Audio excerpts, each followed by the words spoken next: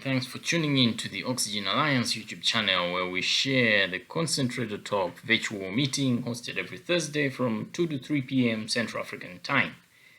In the talk, we discuss different aspects of oxygen concentrator assessment, use, and maintenance. And please don't forget to subscribe and hit that notifications bell. My name is Amarpreet Rai, and I am pleased to be hosting the Oxygen Talk today I'm actually in the UK today. For those of you who may not be aware, what we typically have is the Concentrator Talk, which is a virtual meeting that the Oxygen Alliance hosts every Thursday from 2 to 3 p.m. Central African Time to discuss different aspects of oxygen concentrator assessment, use, and maintenance. What we do once a month is the Oxygen Talk. And the Oxygen Talk is a time where we invite experts from outside of our normal oxygen concentrator repair and maintenance conversation to talk about anything else related to oxygen and things that we feel would be helpful for all of you at as a part of the Oxygen Alliance. I am joined today on this call with my colleagues Timothy Matanga and Jerry Douglas, both of who are in Lilongwe, Malawi. We also have our usual complement of technicians from Malawi, South Africa, and India who are still present as they too are learning and listening along with all of us. And I am happy to introduce today's guest speaker, Ms. Deborah Aloyo. Deborah Aloyo is a biomedical engineer passionate about helping health facilities develop sustainable biomedical programs in Uganda and Africa as a whole. Through her work with the Gould Family Foundation from 2017 to date, Deborah has supported over 20 health facilities in Uganda, Kenya, Burundi, Tanzania, Togo, Madagascar, and Congo develop functional biomedical programs that support clinicians and management of these health facilities plan, budget, purchase, standardize, and effectively utilize medical equipment. She has helped develop preventative maintenance programs which have saved costs, time associated with delay in relay of information crucial to decision-making, and most importantly, improved safety and positive health outcomes for patients served. She has helped establish 2 functional NICUs and 2 operating rooms in very hard-to-reach areas in the Democratic Republic of Congo and Burundi using equipment and technology suitable for areas with no electricity and limited accessibility to medical gases. She is a strong advocate for the hiring of biomedical technicians both in her organization and in the facilities served. To date, she is managing a team of 10 biomedical engineers, technicians, and apprentices. As her passion for biomedical engineering in Africa continues to grow and evolve, she has dedicated herself to change the status quo of biomedical support is only needed with medical equipment breaks down. So with that, I'm very pleased to turn it over to Ms. Deborah Aloyo, and I hope we will all enjoy her wonderful presentation with us today.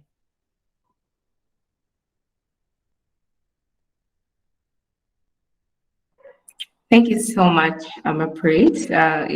I'm thankful for the opportunity to speak today.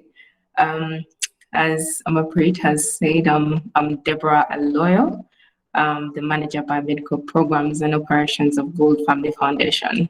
Amarpreet has shared with you some of the things I'm very passionate about, and everywhere I go, I'm always talking about, hey, let us start the hiring of biomedical engineers, technicians, and apprentices in the facilities that we serve.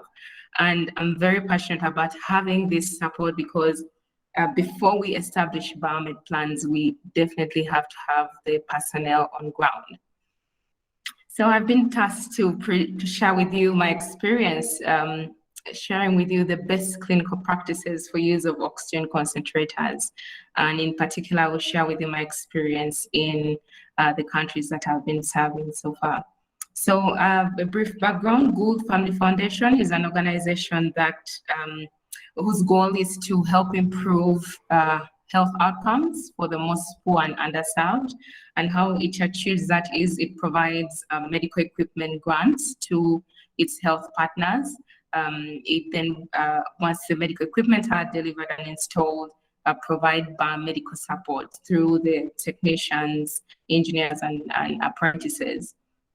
The other aspect is we provide clinical training and assessment to health workers.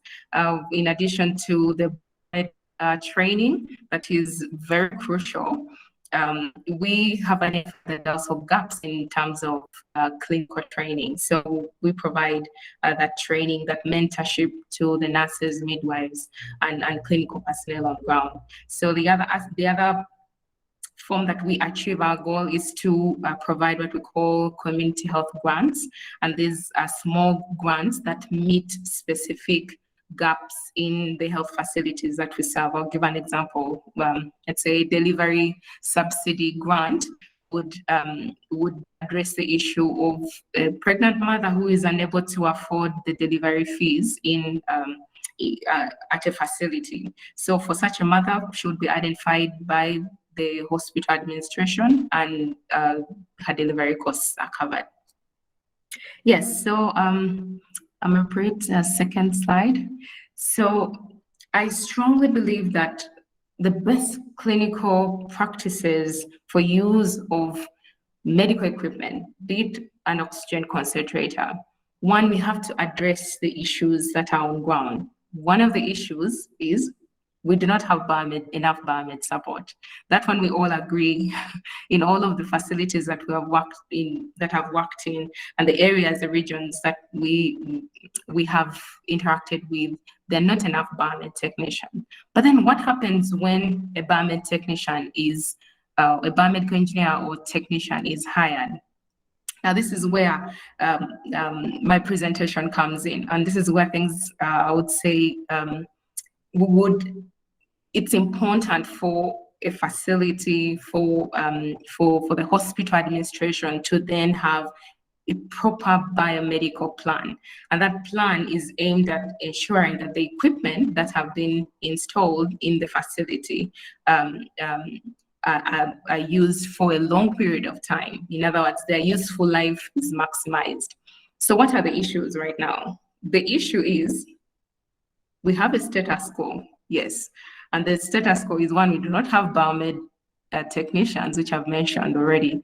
But then the other one is once we have the biomed technicians, engineers, and apprentices, then the expectation is that they need to repair medical equipment. That is the only job that a biomed technician can do.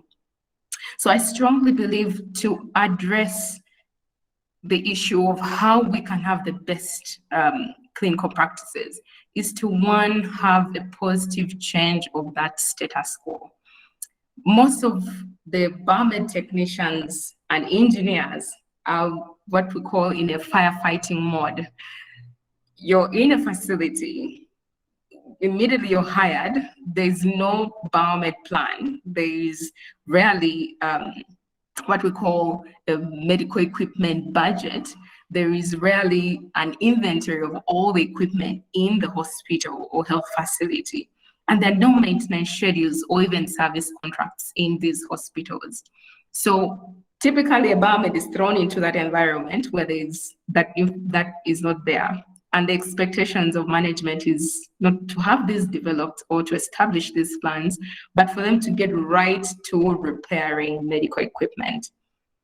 And that's where a number of issues then come in. How do we address, how do we adequately provide support to medical equipment?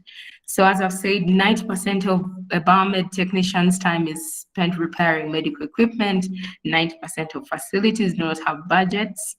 There are no funds, actual funds. Some of those who have budgets have no funds that are allocated to the biomedical support and the medical equipment in the hospital.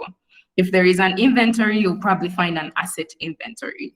And typically that is an inventory of all the items that the asset registry has recorded at the time of installation of the equipment or receipt of the equipment into the store. And that's the extent to which inventory is recorded. The maintenance schedules, typically you'll find that the required service contracts, once the 1 year of servicing, of once a 1 year period, once an equipment has been purchased, you are given 1 year of free service from the manufacturer for specialized medical equipment. For such equipment, if many times there's no follow-up even within that 1 year, because you find an equipment which has, let's say, 3 months servicing, let's say CVC machine, which requires every 3 months service from the manufacturer. You'll find that there is no follow-up by the hospital administration for the supplier to come and do the servicing. So with all of these issues, what is the solution to address this? The solution is a BioMed program plan. I'm afraid, next slide, please. Thank you. Yes, so we then ask, how can we change the status quo of all the issues that have been discussed? What is practical for a facility to do, given the issues on ground, given the environment, given the circumstances? I typically always tell the BioMed technicians, engineers, and apprentices that our role is to positively change that status quo. And how do we do that? How can we then help the facilities achieve that implementation of a BioMed plan? One, the steps are, of course, consistent user training. As a BioMed technician and engineer, we are told, okay, we need to do user training at the beginning of, at the time of installation of the equipment, which is key. It's very much, it's very important for a BioMed to do the user training, to guide the users on how to use the equipment. But user training does not stop at the time of installation. And this is something that is critical. User training should continue throughout the life cycle of the equipment. Why? You will find in many of the facilities that we work with, you'll find that there is a lot of staff turnover. You will find that not all users of that equipment are present at the time of installation or even at the time of the user training. And that is why user training needs to continue. Some of the tips that we have used as a team, as an organization, is we have always written down the list of the people who are participating the user training. Then we come back and ask who missed the user training, so that we can have the users, one, identify a super user. So a super user is someone you have identified from the group of people you're training, that is someone who is typically passionate, they care about learning the equipment, they're very concerned about the equipment, and they have shown that that engagement while carrying out the user training.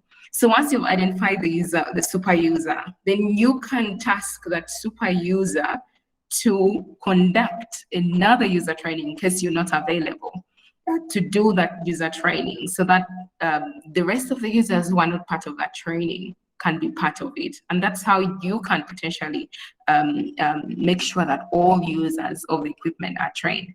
Of course, a lot of follow-up is required, because you have to follow up afterwards to make sure, oh, please send me a report of your training, or send me a photo. Sometimes it's just a photo. Send me a photo of you guys doing the training on the equipment that, or for the people who did not participate in the training in the beginning.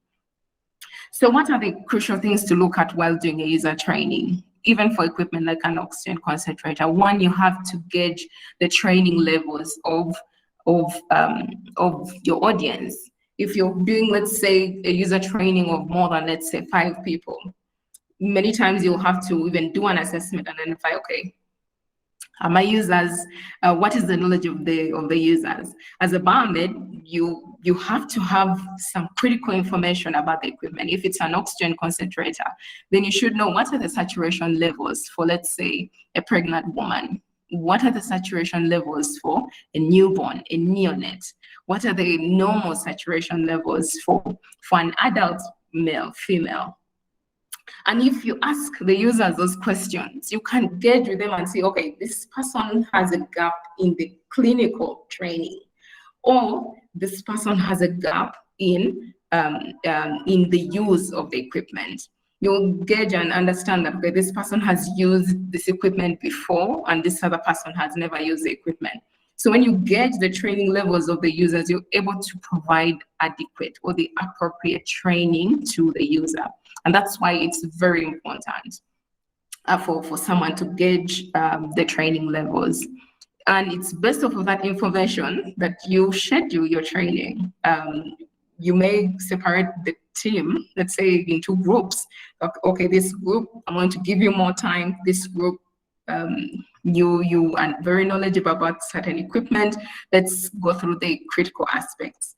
And that is very important while doing the user training. Something you should note, if many times you find there is someone who already has knowledge about the equipment, they'll start undermining the user training.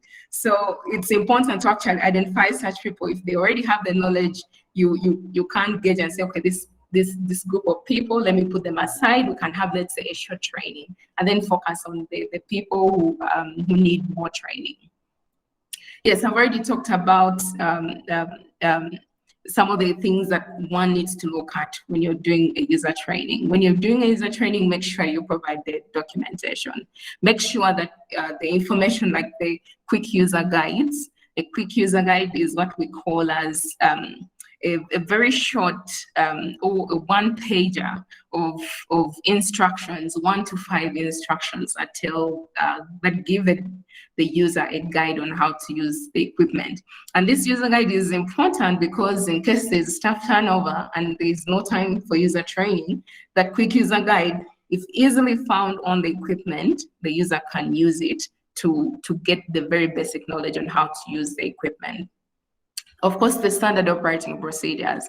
Typically, I advise for the users, for the biomed, to hang the SOPs in every room where the equipment is going to be used. If it's a concentrator, if it's in the NICU, if you have 2 different types, if you have a particular, let's say, an AirSafe concentrator, have that, the SOP, the quick user guide, and also the SOPs for that equipment hung in the room, in that department where the equipment is used. And of course, like I've said, something that is also crucial to think about while you're doing the user training, think about over time, you have to continuously evaluate the users of the equipment. So as we have seen, user training is just, it's not a one-day or one-time activity. It's continuous throughout the life cycle of the equipment. There should be continuous evaluation of the users of the equipment because of the reasons that I've mentioned, and that evaluation determines how frequently you will provide user training to the users. You have to have those indicators that tell you what you need to do, let's say, a user training. So a trick that we have used as a Gould Family Foundation, we have actually had all our biomeds, it's a key performance indicator, do at least 1 user training every week.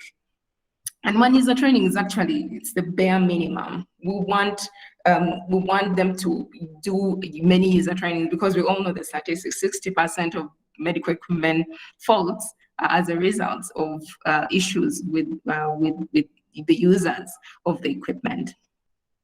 So I'll pose a question to the audience. There is an image number 1 in this presentation. Just a few minutes, what does anyone think is the issue with the concentrator? That is, assume that the patient is connected, because yes, a patient was connected to this concentrator. Which user training was done? So what could have been the issue with identified in the user training? Perhaps someone with an answer, anyone to identify what the issue is with the concentrator in the photo. So please feel free to raise your hand or just come off mute to give a suggestion. And if no one's got a guess, Debbie, I've got one for you, but we'll give it a couple seconds. The cannula is wrongly connected, I think so. It should be connected to the humidifier bottle. The Okay, so there's output of one. the oxygen is coming from the humidifier bottle. No? The cannula is nothing connected on the tube. That is wrong. Thank you, Kulwinder. Masofa, I see you have a hand. Yeah, I think the connection to the humidifier is wrong. Thank you. Okay. Debbie, mine was going to be it's right up against the wall. It's not got enough space from the wall. So please, you've got some answers now. Oh yes, those are very good answers. Those are very good answers. As someone has mentioned, one, the connection to the humidifier is wrong. Remember, we're having an oxygen tubing, or then let's say nasal cannula, connected to the patient, and it's coming, if you notice, directly from the oxygen outlet port. We have a Y connection from the oxygen port connecting to the humidifier, and from the humidifier, the outlet is open. So what does that mean? If you look at the flow meter, the ball is right almost in the middle.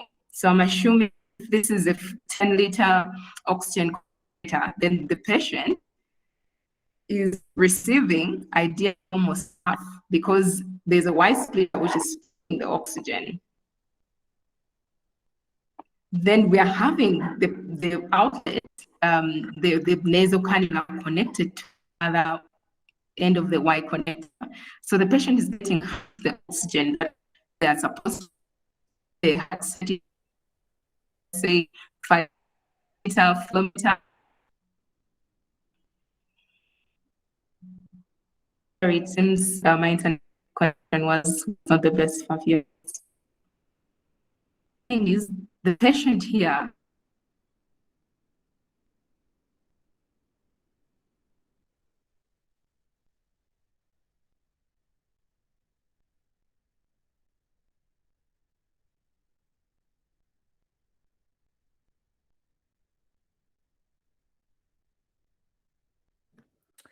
Okay, it looks like Debbie is having some connectivity issues. Debbie, we lost you for a second. about that. It seems I'm having an internet issue. Yes. I think you're back. Yes, thank you, I'm great. So we are having a number of issues with the use of this equipment. Guess what? User training has been done. Yes, someone has raised their hand. Mwabi Lungu. Yeah, maybe if you could just repeat the last few sentences before you jumped out. I think we didn't get you clearly there. And Deborah, maybe if you turn off your video, it might be a little bit better since I'm sharing the slides. So hopefully that helps. Yes, thank you. Yeah, so we're having a concentrator here. A number of the people who spoke earlier mentioned very critical points. We're having the concentrator up against the wall, and you know the impact of that. We're supposed to put at least the concentrator 2 feet from the wall to allow enough aeration, air to get into the concentrator. We're having, if you look at the flow meter right here, we're having the flow meter with the ball right in the middle. So if this is a 10-liter concentrator, so the patient, here the midwife, the nurse, or the user is assuming that they're providing 5 liters of let's say, oxygen. But the issue is, with the connection, if you look at the outlet of the oxygen concentrator, there is a Y connector connected to that outlet. And on one end, the outlet is connected to the humidifier bottle. On the other end, we're having the oxygen tubing or the nasal cannula connected to the other end. We are losing half of that 5 liters of oxygen through the humidifier. In addition to that, we are not achieving the humidification that we need for the patient. So this is an example as to why follow-up user training is needed. Maybe something else. If you can see right here, the top plug that was used for the oxygen concentrator is not also the appropriate top plug. It's the type E top plug instead of the type G for the country that it was installed in. So that is a by the way. So when you see all of these issues, they're not because the user was not trained initially on how to use the equipment, but continuous user training helps identify gaps, such critical gaps in the use of an equipment. Appropriate, next slide. Thank you. So the photos here give insight into the reasons that I've mentioned why user training is important. In the first photo A, you will see that we're having a nurse who is now doing the user training and using one of the fellow clinicians and clinical personnel participate in the user training. This is very important because they will not forget if they do it, if they carry out the actions of operating the equipment during a user training. When you're doing a user training, make sure that you're doing exactly what you want them to do down the line. If it is a disinfection procedure, have the disinfectant with you and have them clean the equipment and do the cleaning procedure as you watch them. And always give the users the opportunities to do the hands-on on the equipment. Even when it's a big group, identify someone who can do that hands-on practice. So in the photo part B, it's the same thing. We're having users getting involved in the user training, in the cleaning of the equipment, and that is very crucial for all users who are participating in a user training. So user training is important. When you're doing a user training, it's important to ask the users of the equipment, what other equipment do you have in the facilities? What other brands of equipment do you have in the facility? And that helps you identify some of the gaps that they have. So while one of our biomed engineers was visiting a partner, one of the greatest needs that they mentioned was, we do not have fetal Dopplers. And guess what? We discovered a whole graveyard of equipment that have been put aside because of certain reasons. Batteries are missing, the probes are missing, others it's because they have not been cleaned for a long time.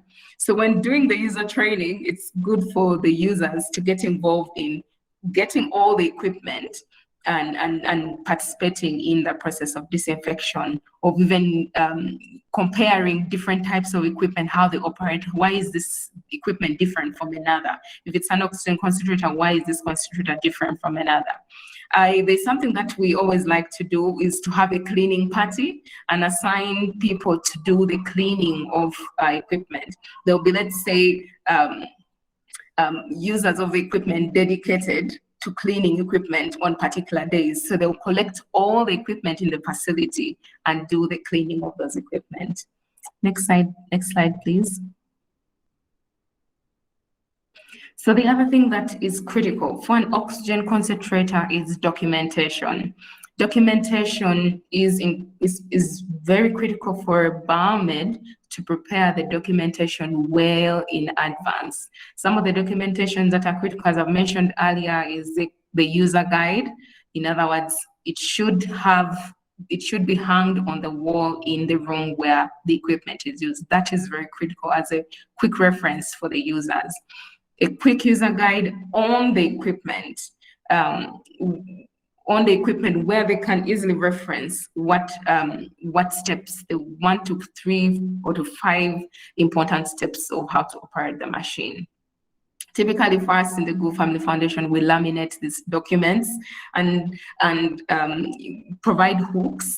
Sometimes when we disassemble the machine and then install the user guide in such a way that it's not easily removed or movable from the device. For a concentrator, we have seen that it's important for a biomed to track the work hours. Why are the work hours important? It's because sometimes some facility, depending on the facility that you're supporting, sometimes you may need to do preventive maintenance more frequently compared to others. If it's a health center versus a district hospital, a general hospital, or a referral hospital, So the work hours come in handy. We typically make sure that at least every 400 work hours for big facilities, preventive maintenance is done. For smaller facilities, for us as the Gould Family Foundation, we have standardized on monthly PMs, and every month a barmaid technician records the number of work hours and the oxygen concentration that is delivered by the concentrator using an oxygen analyzer. So a critical tool for this is an oxygen analyzer. I believe every barmaid should have one. I would like to say must have one, but given the cost, it's ideal for one to have an oxygen analyzer. Make sure that your users have the user manual, and it should be easily accessible. Many times when an equipment is installed, the user manuals typically disappear after that. No one knows where they go. So it's always good to have a file for each department, a file for medical equipment user manuals. That is very critical. If there are quick user videos available, then that is something that should be provided to the equipment. Next slide, please. Yes, so the photos here show typically what we do.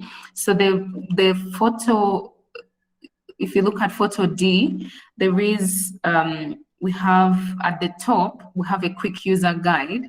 And as you can see, we pre-installed it on the machine before it was delivered to the users. And it has photos on the quick user guide. We've realized that having the photos is sometimes more effective. If you show them how to, let's say, install even the nasal cannula, where it should go, where it should be placed, because you have many times there are many facilities that are receiving an equipment for the first time. They've never used it, so it's important to have those photos on the user guides. At the bottom is the oxygen analysis and work hour card recorder. So for the whole of the year, we're able to track how many work hours and the concentration of the oxygen from the concentrator that is delivered. So the photo E typically shows what we, that is an example of the installation of equipment that we had delivered. All the equipment come installed with the documentation, with the information that we want to provide the facilities way in advance. Then photo F is showing a biomedical engineer providing user training to the users. And typically, like I said, we try to make sure that our the users are actually participating in the training and they're doing the hands-on training. Something else that we have done for all of our concentrators, we have installed the AVS, which helps us at least stabilize the power, and that reduces the losses that typically will come as a result of a surge that can blow up the power supply boards on the concentrators. So it has been helpful, but also we realized we needed additional training for this equipment, because there are times when you're in a very busy NICU and you have a critical case that comes in, the power is very unstable. So a nurse who is not trained, does not know that there is an AVS that has been installed, then it's critical to have it in bold letters that, hey, in case you fail to turn on the machine, make sure you can bypass at this point. So that is something that we also had to learn as we introduce new technologies on equipment. Next slide, please. Yes, so as we have seen, the user training is a huge important aspect.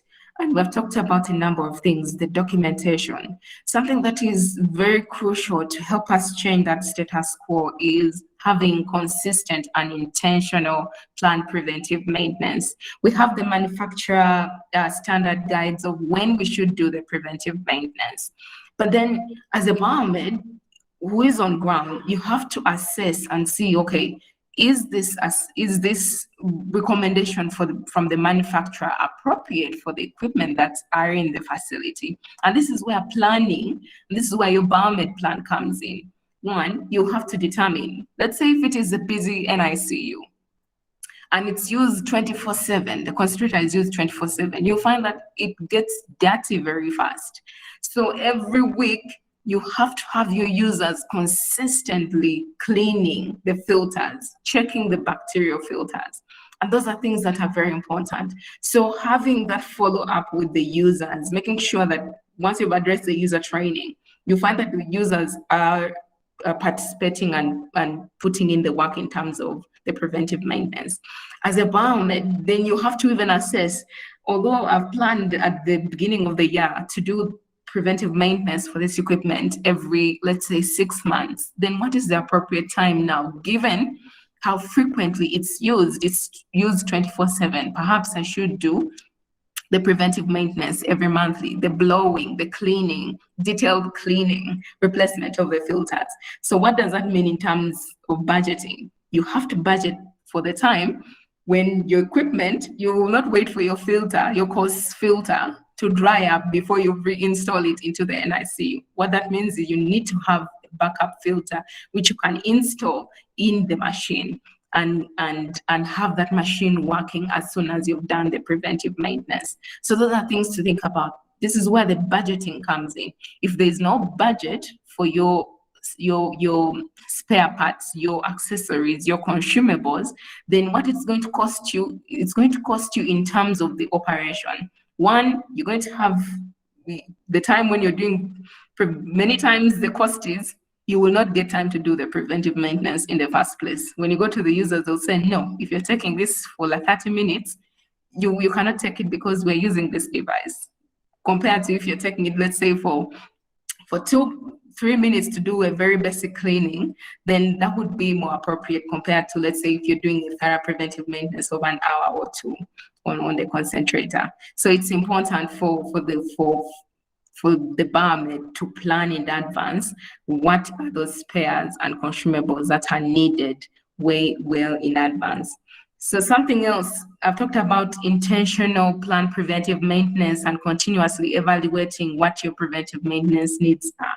It does not typically end with the annual preventive maintenance. And that is something that is critical. And that's how we are going to have a direct impact on the status quo, which is many times if a facility has the annual plan, it stops at the annual plan. It's not followed up on, in other words, checking, are these concentrators really serviced? And are they, have we met the timelines for their servicing or not? And that is very important. So I've talked about how it's important to always have, it's important to have an oxygen analyzer as a barmaid to check the equipment. Then something else, barmaids need to check what makes an equipment functional. We need to be able to test those parameters. If it's pressure, if we're checking the pressure, make sure you have a pressure meter. These are critical devices that we need to have to check the functionality of the equipment so that we ensure the safety of this equipment. If it's a flow meter, check the flow. If it says 2 liters per minute, is it really 2 liters per minute? The visual indicator is not enough. As a barmaid personnel, checking that, verifying that it's 2 liters per minute goes a long way in helping you address some of the issues, the underlying issues with the equipment. Next slide, please. Yes, then the other thing that is critical with the equipment is disinfection. And disinfection has even come out as an even more important aspect during these times of COVID. It is important to make sure that the equipment is safe for one, yourself as a barmaid who is managing the equipment, also for the users, and also the patient that it's treating, and that is critical. One thing that is important is identifying the appropriate disinfectants. Many times when we're recommending, we'll say, oh, you use a sodium hypochlorite solution, we'll use 1%, or use, let's say, a soapy solution if you're, let's say, cleaning and there is no spillage of, let's say, blood or any fluids from from the body of a patient or use this. But as a biomed, it's important to go to a deeper level and ask what disinfectants is the hospital purchasing and what is available. Then is that disinfectant then suitable for the equipment that they're using for the concentrator? That is a very important question to ask. Yeah, and having consideration the disinfection methods that are available. Do they have, let's say, distilled water to refill the humidifier bottle? Many times, facilities in hard-to-reach areas do not have access to distilled water. It's miles and miles away to purchase distilled water. Some facilities have a distiller and can easily access the distilled water. Then what are the other options that are available? Sometimes the only option is to guide them that, hey, make sure you have boiled clean water and use that water for the patient rather than them using tap water in the humidifier bottle. So those are some of the crucial advices that a biomed can provide to the users and to the hospital management on how to disinfect the equipment. Yeah, I will say it's important to have like a quick guide on how to do disinfection of each equipment. And I would say it's also important for a hospital, for a biomed, sometimes to identify, I would say still that super user who will be responsible for making sure that the equipment are clean at the end of the day. You may have that checklist of, has it been cleaned in the morning? Has it been cleaned in the evening? And just the user can do that check mark once they've done that cleaning. It's an extra step for them, but it is important to have that. Next slide, please. Yes, so I've talked about budgeting earlier on. So while budgeting for an equipment, it's not just that equipment, because many times a number of medical equipment are used in conjunction with others. Like an oxygen concentrator, you have to use it with a pulse oximeter or any other device that has pulse oximetry. So if let's say a facility is receiving oxygen concentrators, it's only appropriate for the facility to ask for the appropriate number of pulse oximeters or vital signs monitors along with those concentrators. And that is very important. So even when there's a donation, I hope that the biomeds can implore whoever is, let's say, donating an equipment to also point out, hey, we need the pulse oximeters along with these concentrators. If the hospital is procuring, then they need to consider that these concentrators need to come with the pulse oximeters, and that should be budgeted for.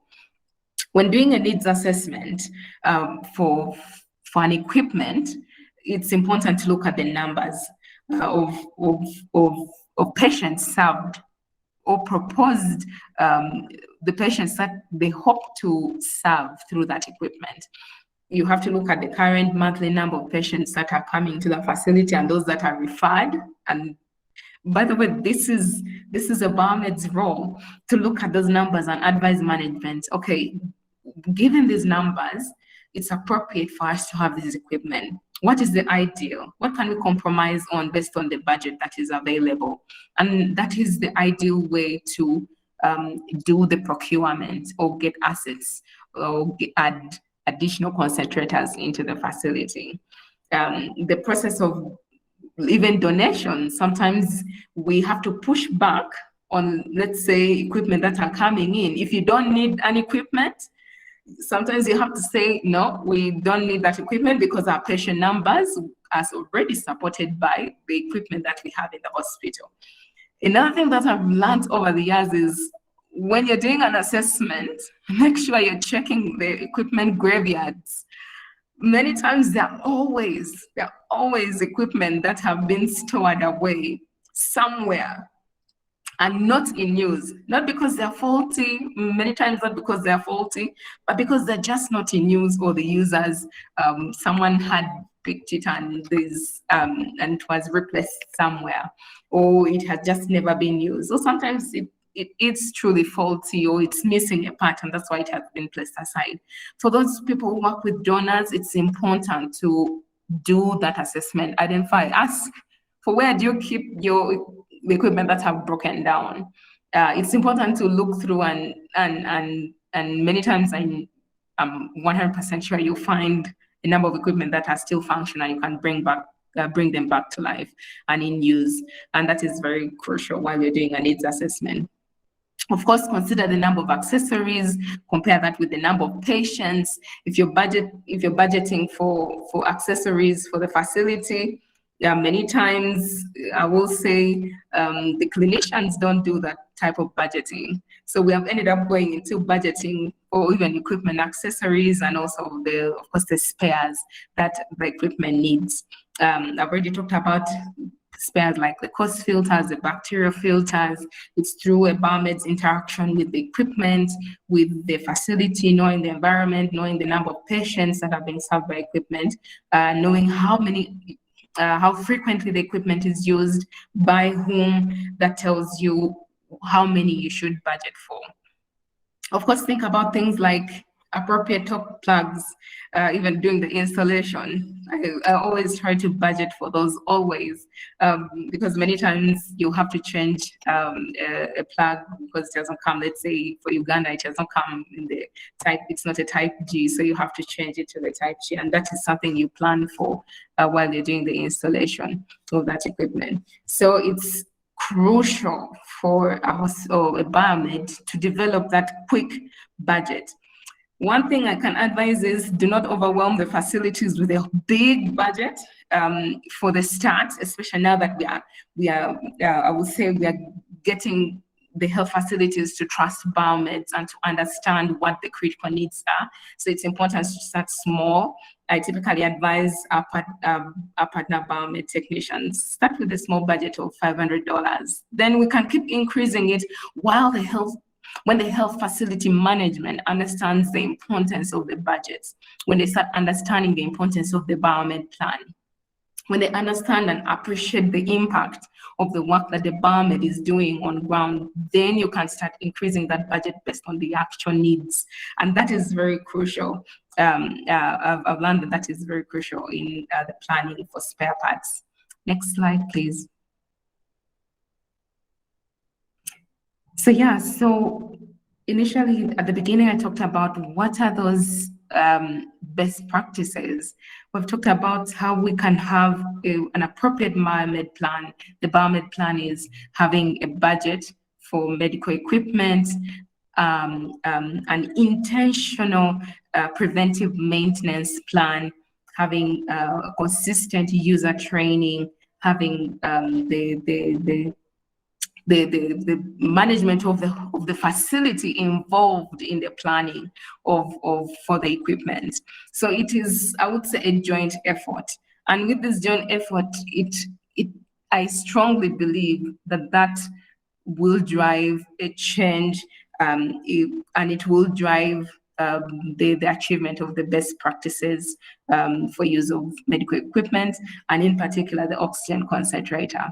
Yeah, so I would pose a question to everyone else. How can you be part of this change to help change the status quo, which is barmaids are always repairing medical equipment. As a biomed, you can do more than repair a medical equipment. You can prolong the life cycle of the equipment. You can help that equipment not get to the point where it needs repair. I always tell the barmaid, we see the work, the impact of your work, even when initially when a barmaid is hired, yes, there are those very many repairs and detailed assessment that needs to be done. But eventually after a year, you get to see that, okay, less equipment are actually breaking down because of the consistent barmaid preventive maintenance. And that is how you can measure the impact of the barmaid support. The facilities have later on come out and say, oh, we now really appreciate the impact that you're having on our equipment. We used to pay lots of money for batteries, yet we could have bought a vital signs monitor which has an inbuilt battery, and that would save us lots of money. And that is the advice that, say, a barmaid can provide. So I would strongly say that as barmaids, as biomedical engineers, technicians, and apprentices, it's important for us to be part of that change that drives positive outcomes in the work that we are doing. And how do we do that? We need to change what everyone thinks of us. We need to have a positive change in the work that we do. Maybe something that I have not mentioned before is when biomeds for a long time focus on repair and maintenance, it ends up into this cycle. It typically ends up into what we call burnout. I've seen this a number of times when they're focused on the repairs, because it's a cycle, it never ends. You'll keep repairing one equipment after another. So I'm a strong advocate, as you've seen, for biomeds to change that and to implement appropriate biomed maintenance plans for the facilities that they're serving. Yes, so I will leave it up to the audience to share any thoughts that they have on my views. Do you agree or disagree with this thought? And what are some of the things that you would like to share concerning the status quo you observed in your facilities? Well, thank you so much for the opportunity, Oxygen Alliance. Thank you so much, Deborah. That was incredible. I think we all learned a lot. I'm sure everyone's got some questions. So if I can just remind everyone who has joined us today, if you are not already receiving our emails, please do share your email address in the chat. And we do have a few minutes left for questions. Please feel free to raise your hand or come off mute and ask a question.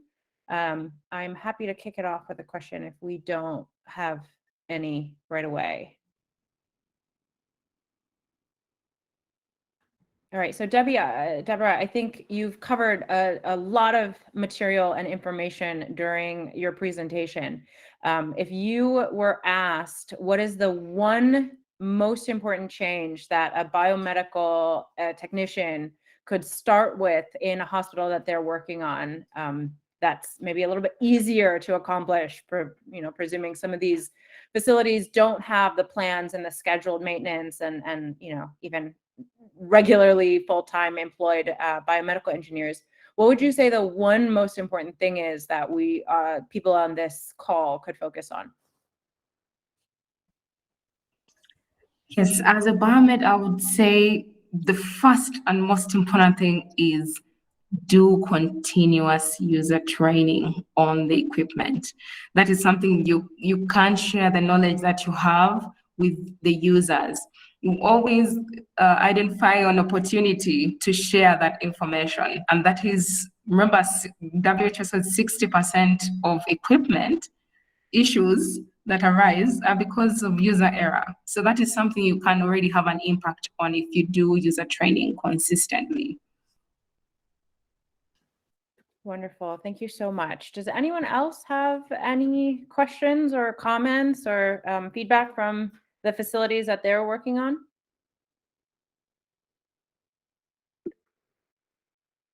Maui, please.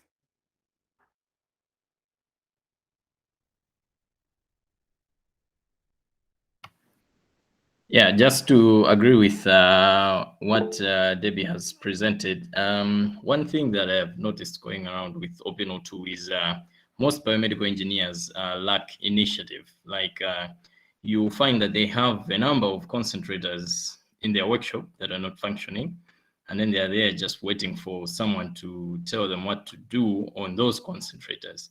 Or they troubleshoot the concentrators and then they realize that, okay, I'm missing this part, and then they just leave it like that, waiting for the new part to be bought. But then if you try to gather a number of concentrators, swap some parts around, you might see that you can actually resurrect maybe 1 out of 3 concentrators while you're waiting for the other parts to be bought. So this is one thing that I feel most biomedical engineers can do better on, take more initiative to push and try and get things done while not waiting for someone to come and tell them how to do their job. Thank you. Thank you, Maui. And I think we have a comment from HealthPort. Not sure if it's Aisha or Deji. Hi, this is Deji. This is Aisha, sorry, not Deji. Thanks so much, Amarpreet, for this, as well as Debbie. I think we've learned a whole lot and kind of checking off our best practices as well. I think I have more of a comment, and that leads into a question. So most of biomeds, when they go into the different facilities, what they're experiencing is, again, hospitals are more interested in repair maintenance. There's no foresight in terms of how can we make sure that this equipment does not end up needing repair before we implement preventative maintenance or service plans. I know you had mentioned keeping the budget low for the hospitals. Would you say that the budget should include the logistics for accessing spare parts, as well as budget to include accessories? Because another thing that we've seen is even after the equipment is repaired, if they don't have the accessories to use, they tend not to use the equipment.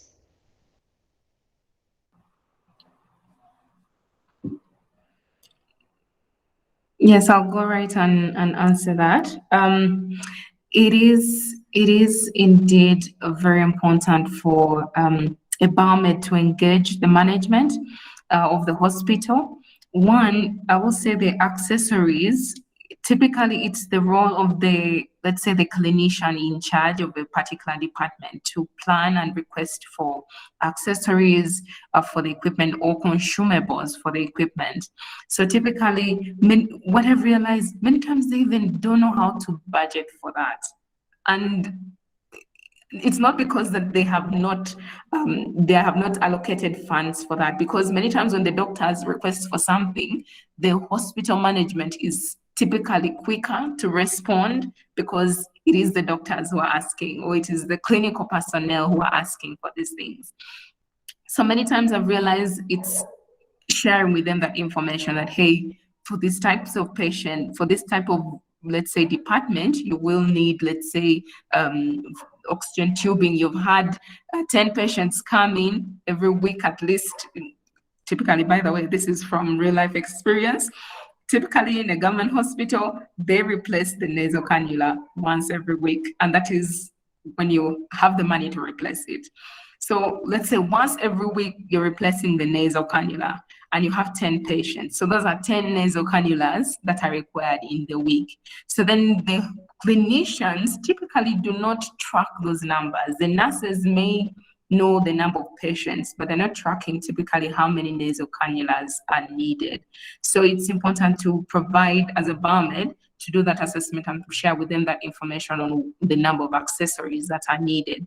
So in the biomed budget, you're strictly putting those critical spare parts, like for a concentrator, those filters, the cost filter, the HEPA filter, and let's say the batteries for the alarm, and you probably need, let's say, also the bacterial filter.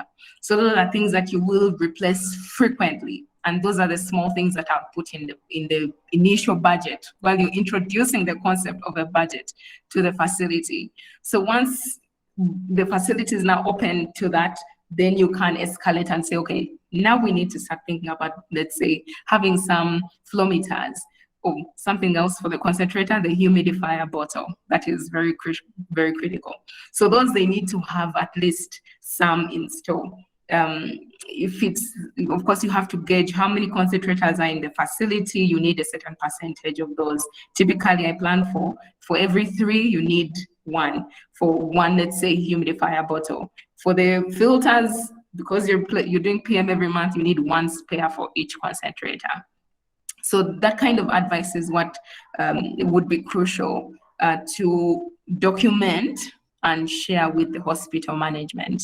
And that planning needs to come in before they do their annual budgets, because that is very crucial. If you miss the period of the annual budget, it will not be added to the budget. But if you start engaging the clinical personnel right before they do the annual budgets, then you have even better chances of having that budget approved in the annual budget, which is a win for the biomed department. I hope that answers your question. Absolutely, thank you. One thing particularly that we've been including in our initial budget is the AVS because we've had another facility that has about 4 months lag time just trying to procure inexpensive AVS really. So, but thanks so much for that. Okay, You're well, thank welcome. you. Thank you so much, Deborah, for your time and your presentation. We will have everything on our YouTube channel as well as on the website with the presentation shared on our website as well. Really appreciate your time here. I think we all learned a lot. So thank you so much. And everyone enjoy the rest of your days and week. See you all next week for our regularly scheduled concentrator talk. Thank you.